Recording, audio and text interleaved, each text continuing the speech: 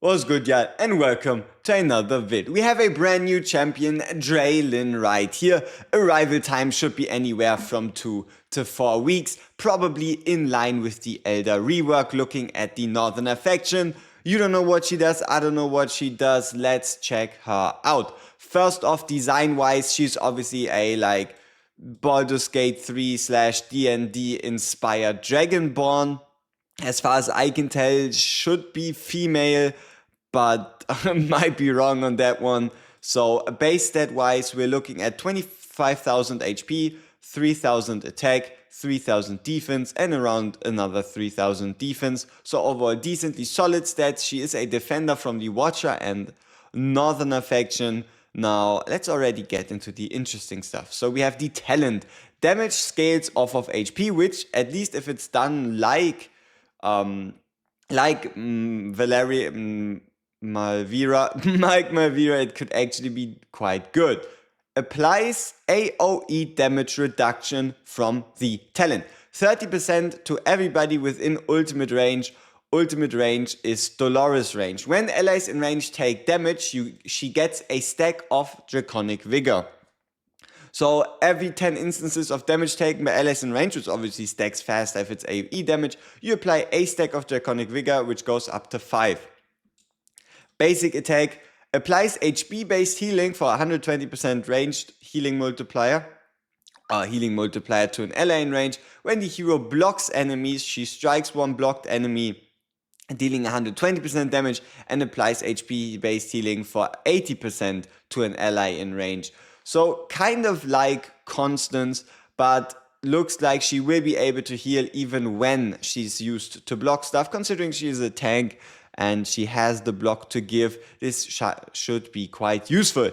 Next up, Scaled Shield. After casting the ultimate, applies a new type of debuff, Final Damage Reduction.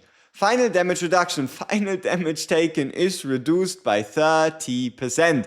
Only takes 70% damage, takes effect only when stronger than the current buff / debuff of the same attribute. Final damage reduction goes from 10 to 30 through upgrades of Scaled Shield. So we have a brand new debuff never before seen that now reduces final damage taken, so the total number after every other calculation. So the way this works is you have your damage number, then you take away the AoE damage reduction. If it's AoE damage, then you'd potentially take away extra damage because it's a defense.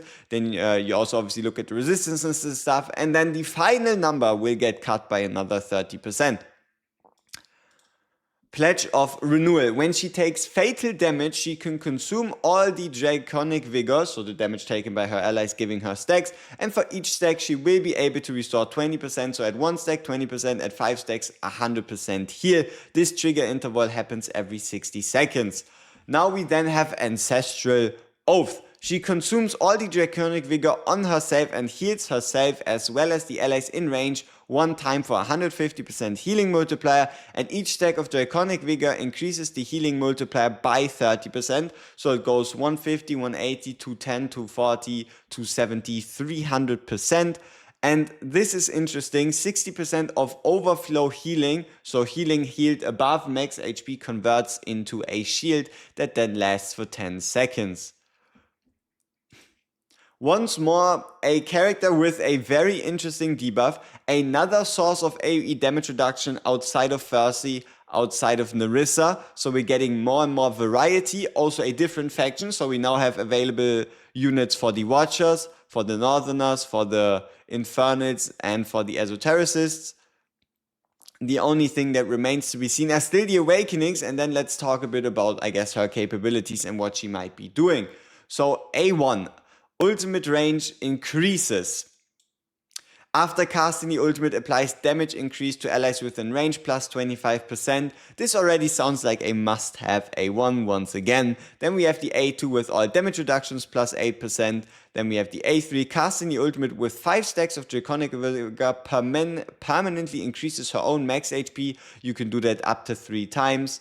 A4, extra HP, and then the A5, when basic attacks hit enemies, the healing multiplier for healing allies no longer decreases, and each basic attack restores 1% rage.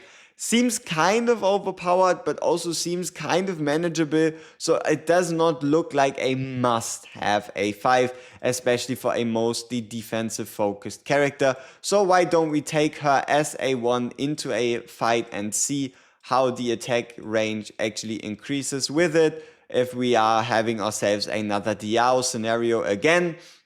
Because then we might want to start saving normal summons if we're interested in the character. Specifically speaking, because of the fact that Elder rework is a thing, right? The Elder rework was promised. The Elder rework was meant to happen. So let's see what actually comes from it, if anything ever does. I mean, it was promised for this month, so I think we can be quite confident within like the next 1 or 2 weeks, things should get rolling. So let's put her in. We see she still has the normal range, and then yes, ult range is actually going to be Diao-chan or Diao range. Now what makes this a bit more awkward is the fact that it doesn't also increase the basic attack range, but rather just the ultimate, so just the range during ultimate. Yeah, I don't know. Still super useful, but maybe it makes the A1 less of a absolute necessity to have, because everyone that's outside of there might already potentially die before the healing gets to her. So I think it's a bit of a weird choice. It's a bit of a weird choice to give her only increased range on ultimate rather than also the benefit of her giving her the ability to heal someone. Though, yeah, let's briefly go through the kit again, just quickly, so we have it all in mind. So you have the basic attack with the healing or less healing if you're blocked.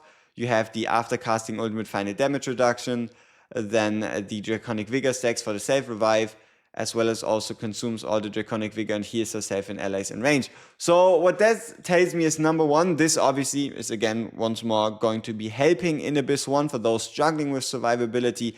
And also, you probably will be able to just use her as the tank, potentially even in like a true tank scenario where you just put her out alone, give her the highest max HP, and just let her die. So there should be 60 seconds between every single instance of like killing damage, which means you can probably use her in Abyss 1 as your dedicated tank to just, yeah, get killed by the hits, and even also allow you to cast the final damage reduction on your allies, making them even more tanky. Overall, nice looking character design, interesting kit. I don't believe we have an exclusive artifact as of this moment. And yeah, that is going to be very, very interesting to see what she translates into. But she at least doesn't seem like anything super broken, meta changing. But it is again another option for AoE damage reduction.